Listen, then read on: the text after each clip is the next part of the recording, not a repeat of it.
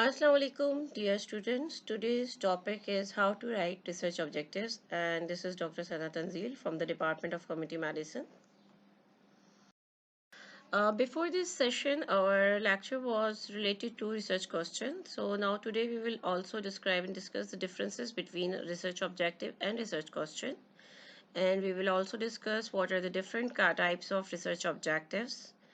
In this lecture, we will also try to assess the research objectives on the basis of predefined criteria for a good objective. So we will learn what kind of objectives are considered as a good objective and what are the do and don'ts while developing an objective for research. And we will also develop research objectives for particular research question just for the sake of practice.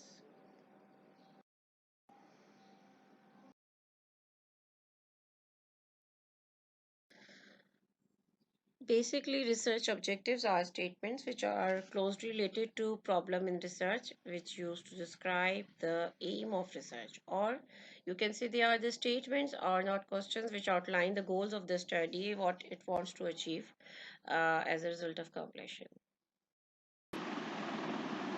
So we have a research question for suppose, are there any differences in the burden of child obesity between private and public school students or schools? So the research objective must be very precise, pointing towards the same research question. So we can write an objective while saying to compare the prevalence of child obesity between private and public school children. So it is just the same objective reflecting over this question, and there is no change in meaning or the purpose of the study. However, if we see broadly see the objectives can be of two types: general objectives and the specific objectives. And of course, those specific objectives are the preferred type of objectives, which are very much specific to the research question of interest. While general objectives may not have all the necessary information which is reflecting towards research question.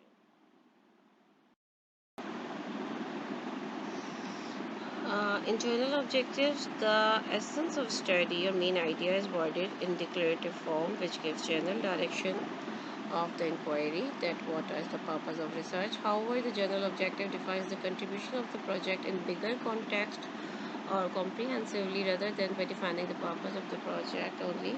The general objective is basically more like a goal that the project wants to achieve, but not giving you the specific information or the precise information about the interest of the study or project.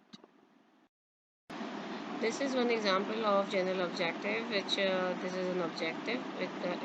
The study's objective to remind the impact of health education intervention in reducing the prevalence of diarrhea among children who are living in urban slum. However, this objective is just not giving you information on what age of children they are interested in and what particular urban slum they are targeting in Karachi. As Karachi is a huge city, and it may have several or hundreds of urban slums. Specific objectives are statements of precise outcomes that can be measured in support of the project's general objective, and they are actually must be formulated using action verbs. This is very important, and they explain specific answers or giving precise information like who, where, where, and what are the target of the research and what's the actual purpose of the research.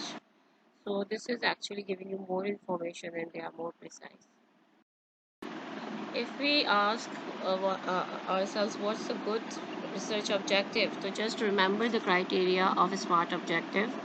A smart objective is a preferred or ideal objective which has certain qualities that, like, it must be very specific, giving you the right information about which is the target group and what kind of purpose studies having. While measurable, it must be measurable, it must be achievable, it must be relevant, it is relevant to the needs of the community or the times or the context, and then it must be time bound. Usually it's very helpful when you just mention the duration of the project, especially if you are doing some intervention. These are a few examples of specific objectives. You can just read them out, and all three, if you see, all three are very different objectives. If you see, look at the number one objective is just now specific after adding under 5 years children While if you see to determine hygiene and infant feeding practice among mothers of under 5 years children living in urban slums who received health education, it means now you are specific to the slums who are actually having health education. While third one says to compare proportionate mortality rate due to diarrhea among under 5 children before and after health education intervention provided to mothers in urban slums of Karachi. So if you just see, so the third one is giving you more comprehensive information about intervention pre-post study. So these all are specific, but of course there is further room of improvement in these objectives. Let's go through the example of SMART objectives and compare it with the specific objectives. The SMART objectives having, if you see, to reduce the maternal mortality rate 20% from current MMR in next 2 years. So it's giving you actually it's measurable, achievable, and it's give you the time bound, like they have a time of 2 years. So I'm giving you the exact target, that is 20% reduction is their target. While if you see to the next objective, you look at the next objective, you find that it is saying that to assess the prevalence of persistent diarrhea among infants living in the district Amarkot and consuming groundwater sources for drinking purpose between 2006 to 2015 to 2016.